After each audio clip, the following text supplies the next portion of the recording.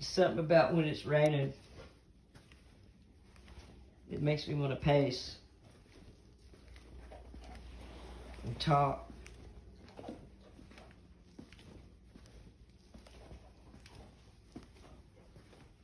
I got my incense out.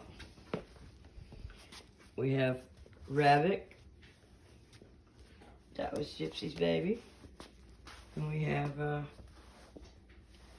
Nazareth sheet, nice pillow, and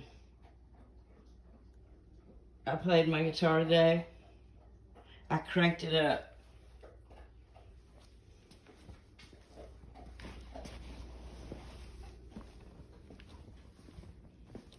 How you doing?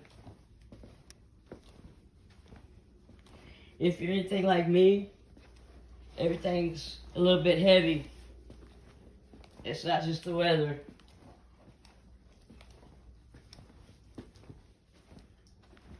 There's heavy energy. There's a lot of pain out there. I actually saw my first twitching zombie walking up the street. I don't judge the people. I judge that drug harshly for what it does to people. I don't judge the people at all. Never for the grace of God go I. And that should be everybody's attitude. It's not, but it should be. It's a disease that starts people on that path. Called addiction. And addiction is born out of trauma. Every single time.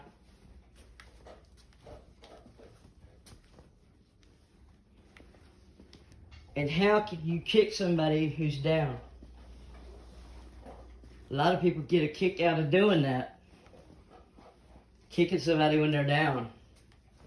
Don't want to help them. Don't laugh at them. Feel better than them.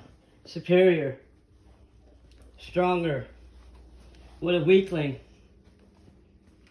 That's the way some people, that's the only way they get a self-esteem. It's the only way they can feel good about themselves, when they compare themselves to somebody who they deem superior, inferior to them. I'm here to tell you there's nobody who's inferior to anybody in this world. The one with the most power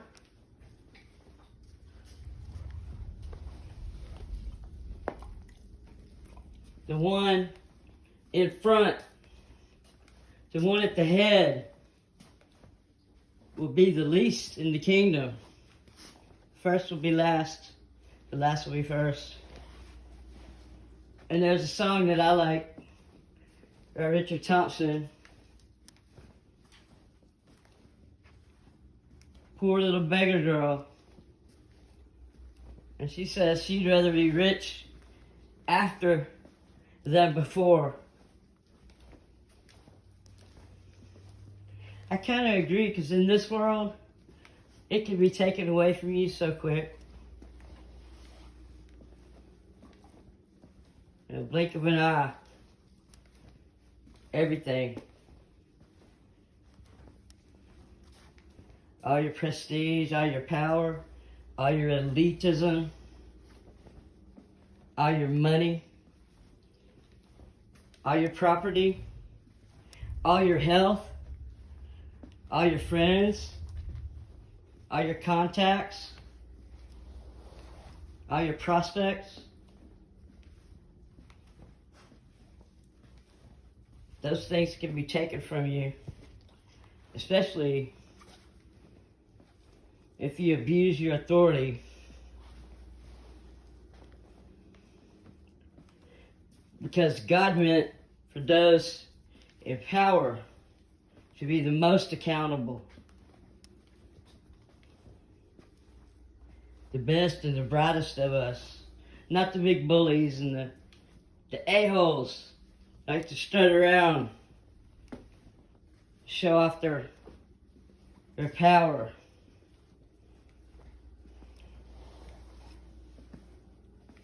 That's not godly. It's not godly, and it doesn't promote respect.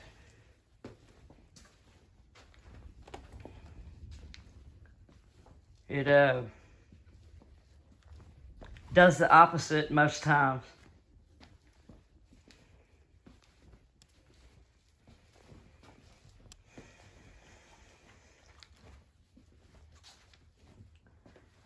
Our parents were supposed to bless us every single day and send us on our way. They were supposed to raise us with the knowledge that God is in control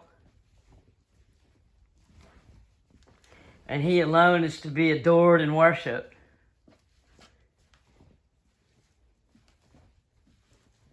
And that their responsibility is to discipline you in ways that you understand and that edify you, that build you, not break you.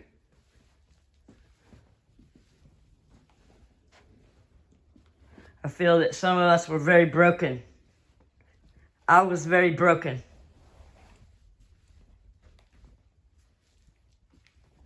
I came from a very broken place.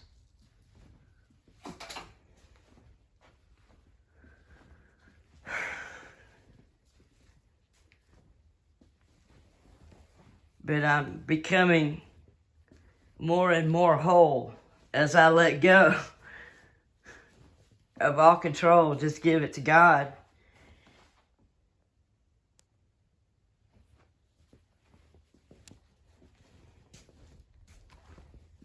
Every worry, every fear. You know, it may be something that comes up that dumps so much adrenaline into my system, I'm afraid I'm going to have a heart attack, and it won't stop. Some people like to put people in fear, and it's just called bullying, and insecure people do it to people that they deem weak and inferior. People they think can't fight back. People that think don't really have a voice. People that think that nobody will listen to them. Nobody will believe them. Do y'all think that's right? I don't think that's right. I think that each one of us has a voice. Each one of us, especially those of us who have been traumatized and abused in life, taken advantage of, constant. And you found the ability to rise above it again and again and again. And still love, still forgive, still be positive, still move on. Don't get stuck. But you take your lumps and your lessons and you move on because you're tough, right? There's a concept, actually it's a book called Catch-22. It was made into a movie. And I'm not sure what this thing is, but Catch-22 is when you just cannot move. You can't do anything right.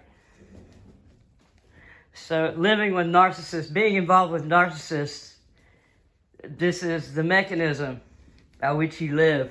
Can't do anything right. You're never good enough. It's a game. It's a catch-22. It's a game. And the only way to win that stupid game is not to play. But they will lure you and lure you and lure you. If they can't get to you, they'll send somebody else. They'll make some kind of drama to get to you. Especially if you cause what's called a narcissistic injury. If you bruise their ego, they are going to come for you.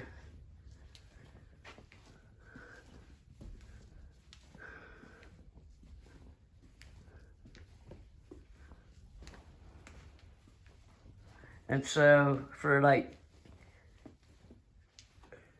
over 50 years of my life, I just did not understand not to play. I just did not understand why I would get caught in these paralyzing games where I could not win no matter what. It was so bad that I didn't think I was supposed to win. It's just always, okay, you want to have a conflict? Let's have one. Let's argue. Okay, and I lose. Okay, thank you. Now what's next? That's the way I live my life. It's just retarded. And I woke up. It took an awakening. Are you with me on that? It's a spiritual thing. It's happening to a lot of us.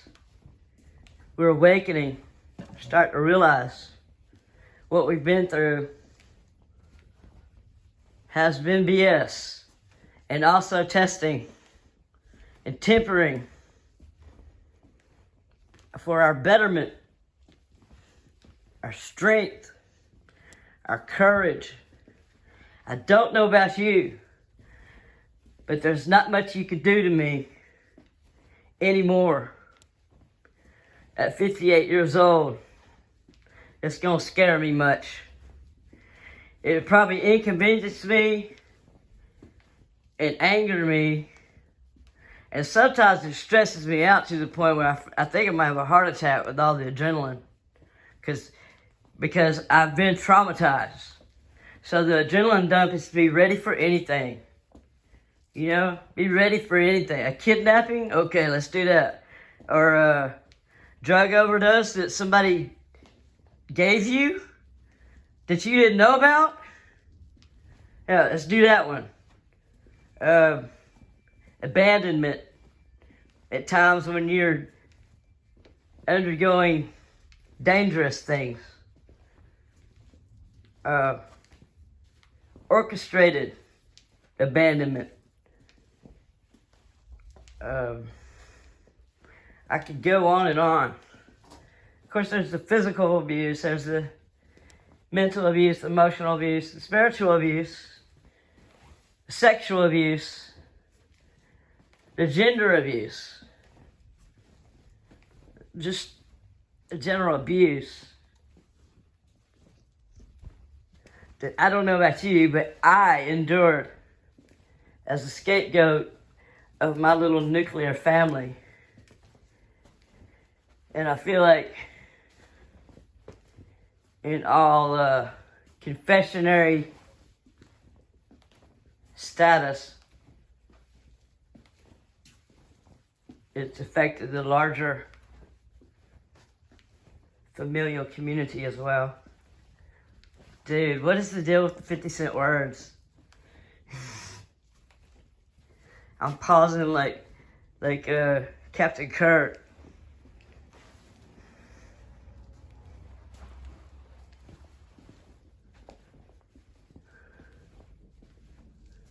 Well, I think I'm exhausted. I was talking about God a lot, but I usually do that before I think to turn the camera on. Starts with a prayer and I end up preaching. But I am playing today. I've got the lights down low. It's a gloomy, rainy deep East Texas day. We're just chilling. And